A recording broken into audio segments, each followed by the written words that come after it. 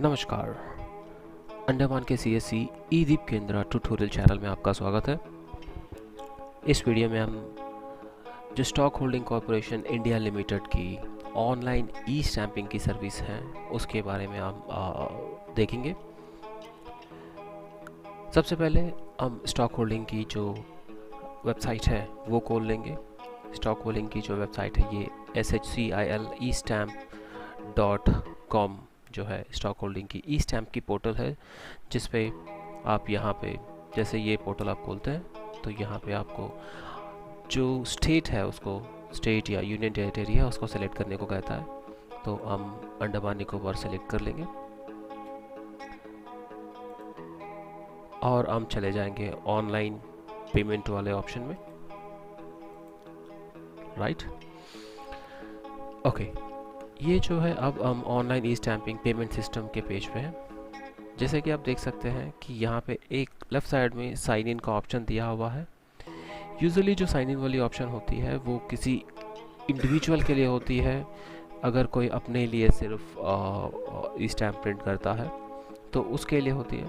तो यहाँ पे जैसे कि आप ये वाली ऑप्शन देख रहे हैं रजिस्टर नाउ में आप जाकर अपने आप को रजिस्टर कर सकते हैं। बट ऐसे आप करेंगे तो आप जो है ई स्टैम्प आप अपने लिए प्रिंट आउट कर सकते हैं। अगर आपको कस्टमर के लिए प्रिंट आउट करना है या सिटीज़न के लिए प्रिंट आउट करना है तो आप या तो सिटीज़न का रजिस्टर करेंगे, जो कि आपको ज़रूरत नहीं है, क्योंकि सिटीज़न आपको पता नहीं है कि ये सिटीज़न तो अगली बार आएगा, आप ही के पास आएगा ई स्टैम्प लेने के लिए, या फिर वो जो है दोबारा उसको ई स्टैम्प की ज़रूरत पड़ेगी या नहीं पड़ेगी, हम नहीं बता सकते। तो इस सिचुएशन में हम जो है फॉर सिटीजन्स के लिए हम एज अ गेस्ट लॉगिन कर लेंगे। अब जैसे ही लॉगिन में क्लिक करेंगे एज अ गेस्ट, आपको सबसे पहले आपका सिटीज़न का जो है नाम पूछ रहा है। तो यहाँ पे मैं अपने लिए कर रहा हूँ, मैं एक बहुत ही छोटा स्टैम्प जो है वो जनरेट करके देखता हूँ, बहुत कम वैल्यू का।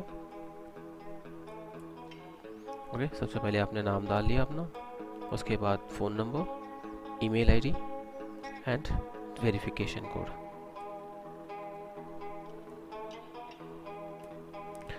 यहाँ पे एक चीज़ बताना चाहूँगा, जैसे कि यहाँ पे नाम और फ़ोन नंबर मैंडेटरी है, बट ईमेल आईडी में देखिए आपको मैंडेटरी नहीं है। यहाँ पे जो रेड वाली स्टार है वो नहीं है, बट आप जो है अपना ईमेल आईडी यहाँ पे ज़रूर डालिएगा। वो इसलिए कि कभी कभी क्या होती है कि आपको मोबाइल में OTP नहीं आती है ऑन द इंस्टेंट, बट आपको ईमेल में जो है इंस्टेंटली आपको OTP मिल जाएगी। तो आप यहाँ पे अपनी ईमेल आईडी लगा लीजिए, यहाँ पे अपनी ईमेल आईडी डाल लीजिए, और इन केस अगर आपको OTP मोबाइल में नहीं आ रही है तो अपनी ईमेल पे जाके आप OTP देख सकते हैं।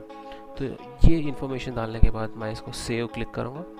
जैसे ही सेव करता हूँ मैं इस पेज को, तो मैं अगले पेज में जाता हूँ जहाँ पे मुझे ई स्टैम्प क्रिएट करनी है। तो यहाँ पे मेरा नाम, फ़ोन नंबर और ईमेल आईडी यहाँ पे आ चुकी है। मैं जो है अपना स्टेट या यूनियन टेरिटरी सेलेक्ट कर लूँगा। जैसे कि देख सकते हैं कि आप सिर्फ ये दो जो है यूटीज़ यहाँ पे लिस्टेड है, क्योंकि ये जो ऑनलाइन पेमेंट जो सिटीज़न को दी हुई है ये सिर्फ ये दो यूटीज़ में स्टार्ट किया हुआ है कि आप जो है बिना कोई रजिस्ट्रेशन के जो है एज ए गेस्ट जो है एज अ जनरल सिटीज़न जो है ये ई स्टैम्प्स जनरेट कर सकते हैं। ओके, तो ये हो गई, आप अपनी यूटी को सिलेक्ट कर लिए। इसके बाद यहाँ पे जैसे आप सेलेक्ट करते हैं तो आपको ये चीज़ यहाँ पे आ जाती है नोट। यहाँ पे कुछ इंस्ट्रक्शन आपको फॉलो करने को कहा गया है कि आपके सिस्टम में प्रिंट कंट्रोल प्रोग्राम जो है PCP कहते हैं इसको, प्रिंट कंट्रोल प्रोग्राम आपके सिस्टम में इंस्टॉल होना है। ये बेसिकली ये जो PCP क्या करती है कि आपके सिस्टम में जो प्रिंटर इंस्टॉल्ड है वो प्रिंटर को आइडेंटिफाई करती है। देखिए यहाँ पे ई स्टैम्प जो है आप सिस्टम में डाउनलोड नहीं कर सकते हैं, ये जो है डायरेक्ट प्रिंट होती है। जस्ट इसीलिए जो है ये प्रिंट कंट्रोल प्रोग्राम है, ये प्रोग्राम जो है आपके सिस्टम में होनी ज़रूरी है। ये जो प्रिंट कंट्रोल प्रोग्राम है आपके सिस्टम के जितने भी प्रिंटर्स हैं वो आइडेंटिफाई करती है, और वो डायरेक्टली जो है उस प्रिंटर को जो है प्रिंट कमांड देती है। तो इसके लिए जो है आपको यहाँ पे एक छोटी सी लिंक दी हुई है, क्लिक हियर टू इंस्टॉल। आप जैसे इसको क्लिक करेंगे तो आपको एक पॉपअप खुल जाएगी जहाँ पे आपको जो है यहाँ पे ये बता रही है कि मेरे सिस्टम में जो है ऑलरेडी इंस्टॉल्ड है। मैं इसको दोबारा क्लिक कर लूँगा। ओके, अदरवाइज़ आपको जो है यहाँ पे एक छोटी सी लिंक आ जाती है जहाँ पे आप डाउनलोड कर सकते हैं। तो यहाँ पे जैसे आप डाउनलोड करके पीसीपी इंस्टॉल कर लेते हैं तो आपको जो है ये चीज़ करनी होती है, आपको ये चेक करनी होती है कि आप ये यूआरएल को जो है एक नए टैब में खोल लीजिए और इसको यहाँ पे एंटर कर लीजिए। तो ये जैसे आप यहाँ पे नए पेज में जब खोलेंगे और ये यूआरएल जो है आप जैसे एंटर करेंगे तो आपको यहाँ पे मैसेज आ जाती है कि पीसीपी इज़ रनिंग। इसका मतलब है कि आपका पीसीपी काम कर रहा है।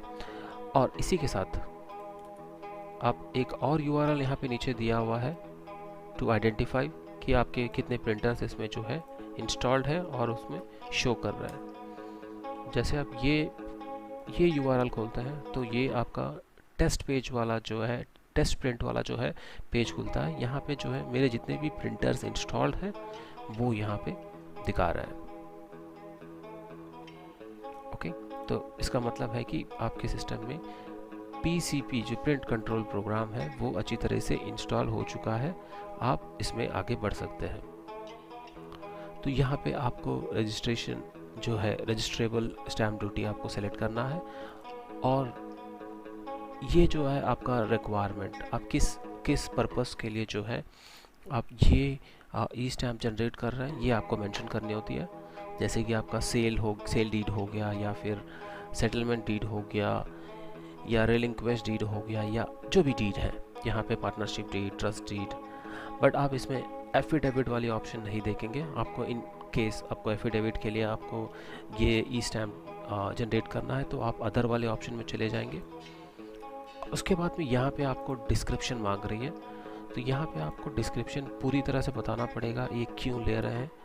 तो यहाँ पे आप मेंशन कर लीजिए कि आपका क्या पर्पस है। तो यहाँ पे आप बता दीजिए कि एफिडेविट फॉर नेम करेक्शन, जो भी पर्पस होगा।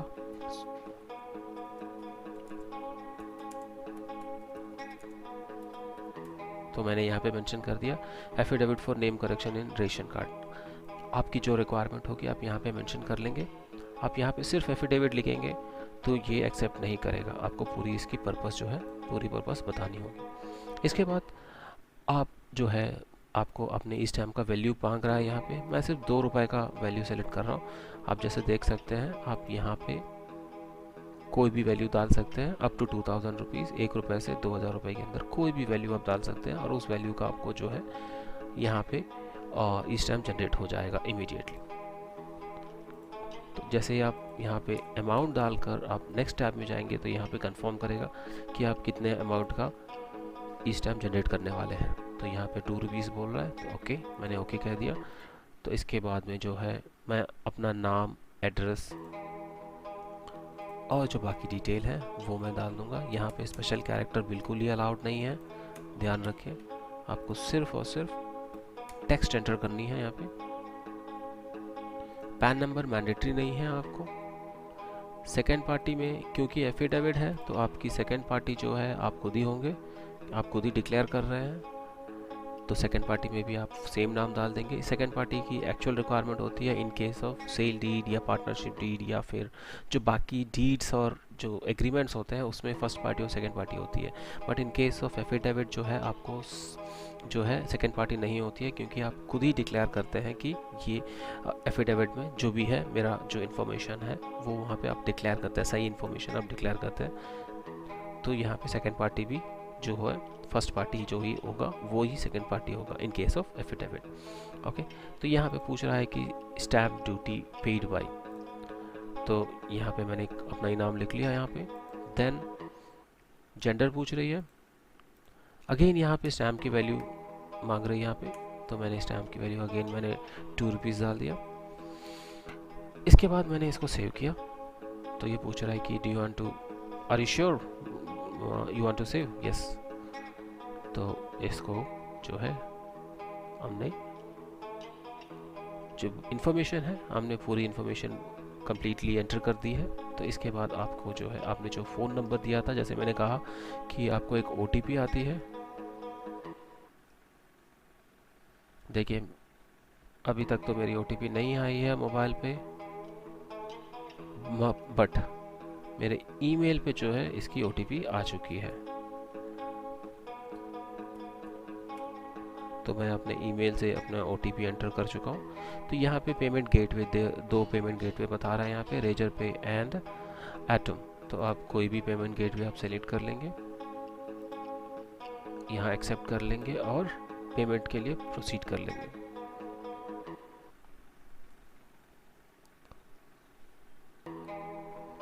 ओके, तो ये आपकी गेटवे वाली पेज है।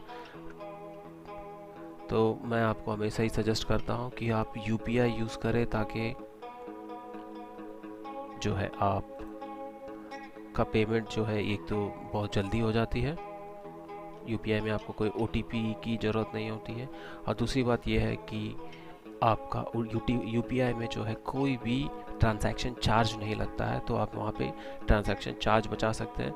और इसमें तीसरी एडवांटेज ये भी है कि आप UPI यूज़ करते हैं तो आपको कैशबैक मिल जाते हैं, या फिर कोई स्क्रैच कार्ड मिल जाता है, कूपन मिल जाता है, तो आपको उसमें भी फ़ायदा हो जाता है। देखिए UPI यूज़ करेंगे आपके पास 3 एडवांटेज है। ट्रांजैक्शन चार्ज नहीं है, फास्ट है जिसमें आपको SMS OTP की ज़रूरत नहीं होती है, और तीसरी है कि आपको कैशबैक्स भी मिल जाते हैं UPI में। तो मैं यहाँ पे UPI का QR कोड सेलेक्ट कर रहा हूँ।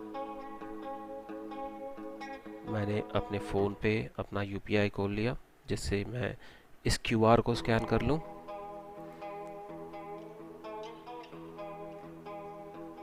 ओके, मैंने अपने फ़ोन में QR स्कैन कर लिया और पेमेंट कर रहा हूँ।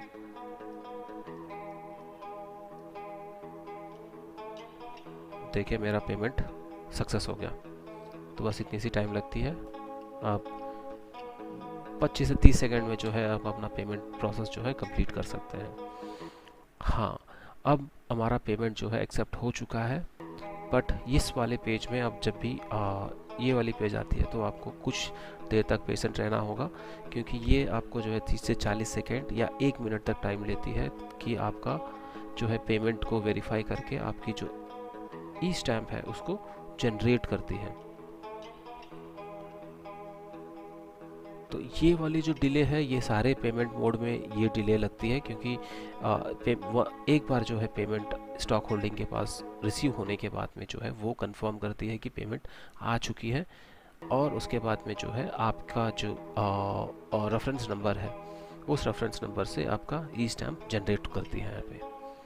तो यहाँ पे देखिए मेरी ई-स्टैम्प हो चुकी है, मैं इसको बस जनरेट कर रहा हूँ। ओके, अब जनरेट हो गई है मेरी स्टैम्प। मैं सिर्फ इसको प्रिंट करने वाला हूँ। अब मैं प्रिंट कर रहा हूँ इसको। यहाँ पे जो है इस पेज में जो आया हुआ है, ये पेज जो है यहाँ पे मैंने जो कहा था प्रिंट कंट्रोल प्रोग्राम, ये यहाँ पे अपना जो है रोल प्ले करती है, जहाँ पे आपकी प्रिंटर को सेलेक्ट करने में मदद करती है। प्रिंटर को आइडेंटिफाई करके आपको यहाँ पे लिस्ट आउट करती है कि आपके सिस्टम में इतने सारे प्रिंटर इंस्टॉल्ड है। तो मैंने ये वाले प्रिंटर को सेलेक्ट कर लिया और मैं इसको प्रिंट कर रहा हूँ।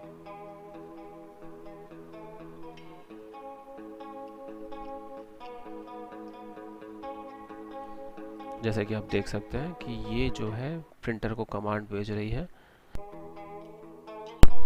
ओके, यहाँ देख सकते हैं कि सर्टिफिकेट प्रिंटेड बता रही है। इन केस आपके पेपर में या फिर आपके प्रिंटर में कोई इशू आ जाती है तो आप इसको दोबारा भी प्रिंट कर सकते हैं, बट ध्यान रखिए आपको सिर्फ 2 बार प्रिंट करने का ये प्रोविज़न दिया जाता है कि आप सिर्फ 2 बार जो है एक स्टैम्प को प्रिंट कर सकते हैं।